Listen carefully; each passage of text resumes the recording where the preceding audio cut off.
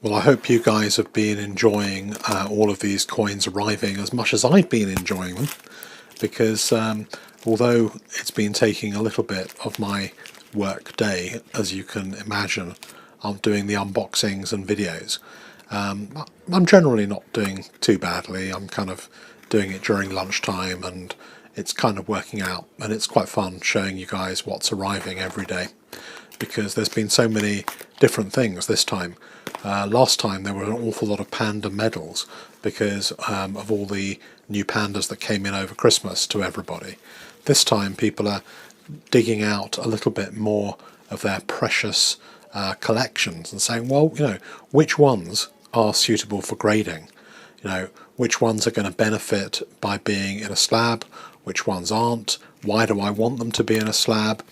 And it's interesting, you're seeing a lot of tiny fractional gold, because it's much easier to see that kind of coin in a slab, and it makes more sense of a collection. It's a little bit more of a collection of, say, 1/20th of an ounce pandas if they're in a nice slab to take a look at. Anyway, so as you can see here, something distinctly very unusual. Don't know whether to call this particular coin a concave coin or a convex coin. These are Australian, and they're, I guess, a little bit in shape like the American baseball coins.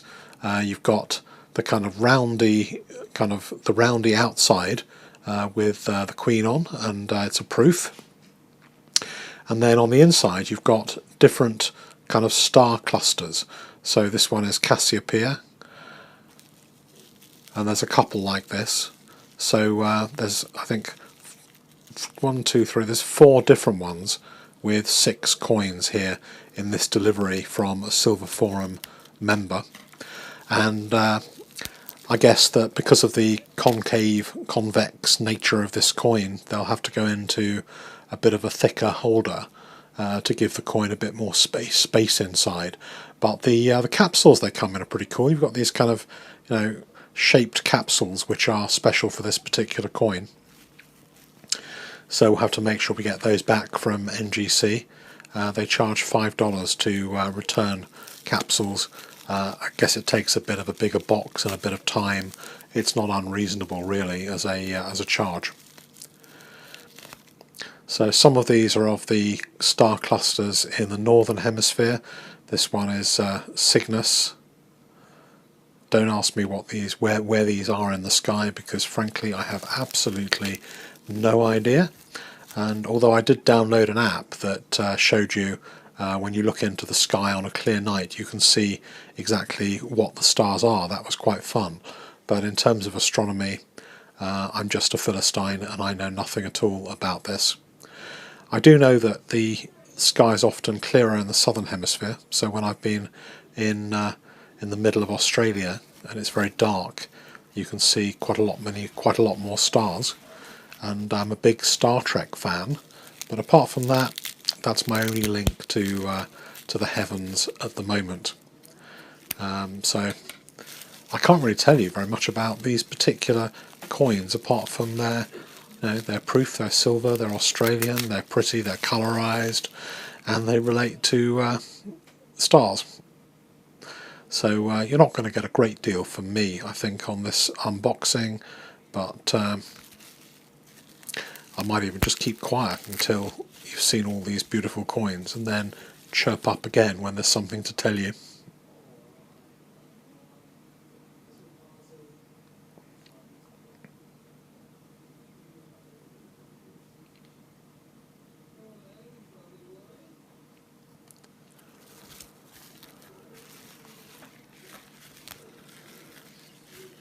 So that was pretty much it for that one.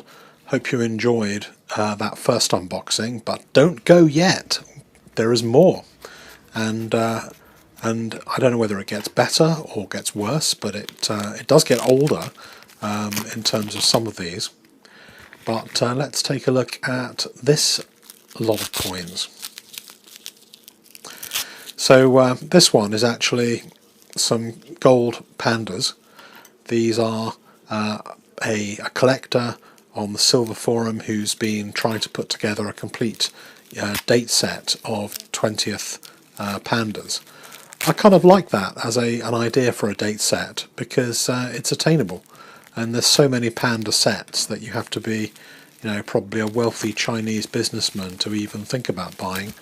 I think the 95 half-ounce Panda there aren't very many of, and one of them went for up to $22,000. So relatively, the 20th of an ounce is a lot more achievable and attainable, and actually is quite a nice way of seeing all the different years.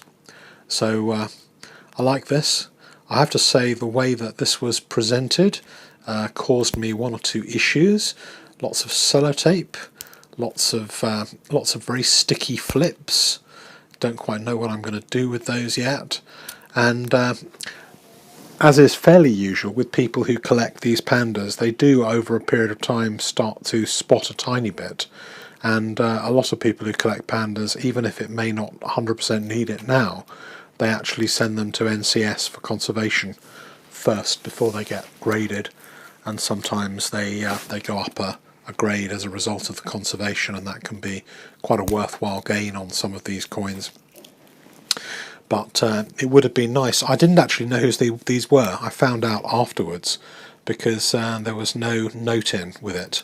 So I thought for a moment somebody had sent me a nice present of some pandas for my collection.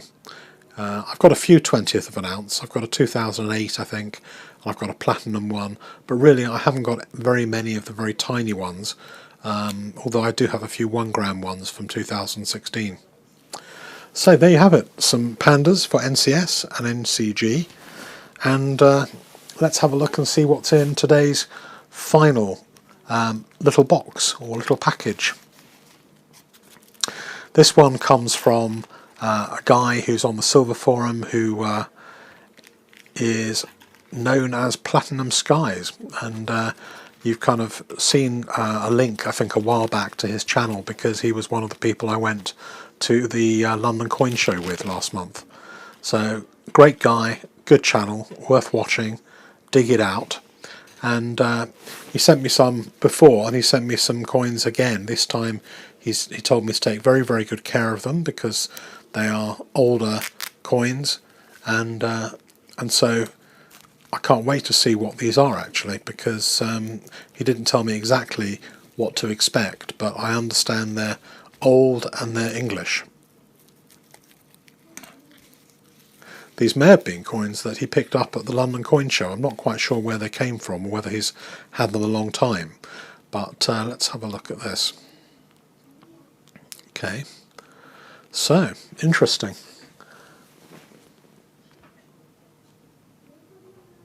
George III, the Mad King, the laureate head, looks to be a very kind of uncleaned, untouched, really nice coin. This looks to be a 2 shillings and 6pence. So 1 shilling is 12 old pence. So how many pennies in 2 shillings and 6pence? I'll leave you to work that one out. But it does look really good on both sides. I don't entirely know how rare these are, but they can't be that common. And certainly 2 and 6, most people were spending that. I mean, this is probably a week's wages for somebody back in the day. Let's have a look and see what's next up in the... I've never seen pink bubble wrap before. Maybe with computers. I had computer stuff in pink bubble wrap. But very distinctive. Very nice bubble wrap, Platinum Skies, if you're watching this. Let's see what else we have. Lots of sellotape. And somewhere buried inside these little pink packages are some gems of older British coinage. But we have no idea what they are yet. Okay. Aha, George. This one is a... Well, it looks really nice actually. It looks beautifully toned. Really nice. It's quite... I mean, this is probably going to grade pretty well, I would have thought. This is a 1911.